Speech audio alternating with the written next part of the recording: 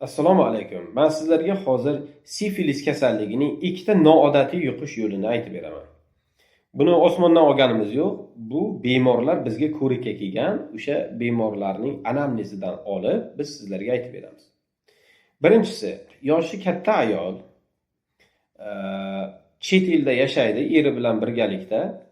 Ular kvartirada turadi. Kvartirada ulardan tashqari yana bitta boshqa odamlar ham turadi.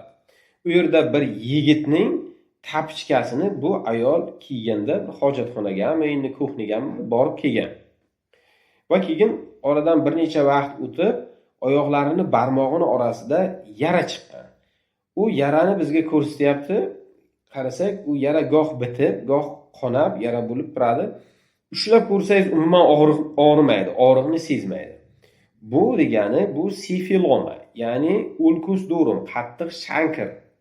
Klassik qattiq shankir ko'rinishidagi yara ko'rinib turibdi oyog'ida. Ekspress test qilyapmiz.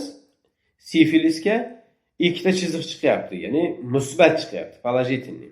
Bizdan oldin ham boshqa bitta laboratoriyaga borgan ekan, u yerda vrach aytgan, sizda shu RV musbat chiqyapti. Siz bir davolanishingiz kerak, sizda sifilis kasalligi aniqlanyapti degan. Unga ishonmasdan bizni oldimizga keldi, yana biz tekshirganimizda aniqlanib qoldi. Keyin men aytayapman bu ayolga, o'sha yigitni tapichkasini kiydiz, uni oyog'ida jarohati, yarasi yo'qmidi? Aytayaptiki, oyog'ida yarasi bo'lardi uni ko'pincha, deyapti. Men e'tibor qilmasdan o'sha shoshilinchda uni tapichkasini kiyib qo'ydim. Keyin men so'rayapman, jinsiy aloqa qilmadingizmi birorta bir begona odam bilan? Eringiz birorta odam bilan jinsiy aloqa qilmadimi?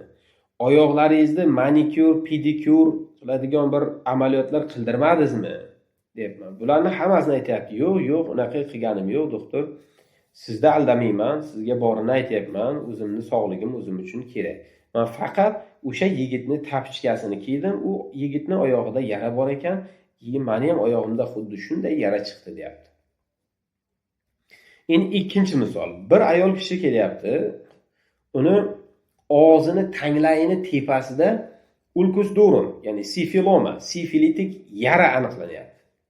Bu ayol aytayapti, goh-gohida qonab turadi bu jarohat deydi. Gohida o'zi usti qoplanib bitib qolganday bo'ladi, keyin yana paydo bo'ladi, deyapti. Keyin biz undan so'radik, og'izdan bunaqangi yara chiqishi ko'pincha minetchitsalarda bo'ladi. Siz birorta bir nima bilan erkak bilan, begona erkak bilan yoki o'zingizning eringiz bilan agar ularda infeksiya bo'lgan taqdirda, ularda infeksiya bo'lsa, siz minet qilgan bo'lsangiz, shunda sizga bu infeksiya yuqib qolgan va og'zingizda yara keltirib chiqargan bo'lishi mumkin desak, yo'q doktor deydi. Begona erkak bilan umuman jinsiy aloqani atrissat qilyapti, unday bo'lmagan deydi. Erini ham jinsiy holatini og'ziga nima qilish holati bo'lmas ekan, ya'ni minet qilish holati. Keyin biz anamnez yig'ishni boshladik. Chuqur anamnez yig'ib borsak, u ayol aytayaptiki, o'sha suhbat o'rtasida bitta gapni aytib o'tib ketdi, shu joydan biz ilib oldik. U ayol aytayaptiki, men deydi, o'zimni figuramni saqlash uchun har kuni ikkita olma yeyman, deyapti. Biz aytdik-da, kun tartibingiz qanday bo'ladi o'zi deb so'radik. Har kuni ikkita olma yeyman. Olmani qachon yeysiz, deyapmiz. Obedda yeyman. Uni qayerdan olasiz? Ishxonamizda oldida bitta erkak olma sotadi, deyapti. O'sha olmadan olamanda olib kirib ketib yeyman, deyapti. Shuni yumay yegan holatlaringiz bo'lganmi? Bo'lgan, deyapti. Keyin biz aytayapmiz, o'sha erkakni tekshirtirish kerak. Keyin bu ayol teri tanosillar dispanseriga borib, u yerdan uchotdan o'tyapti va u erkakga podozreniya qilyapti. U erkak olib borib tekshirilsa, u erkakda sifilis aniqlanyapti. Endi qanday qilib u sifilis bu ayolni, erkakda bor sifilis bu ayolni og'ziga chiqib qoldi?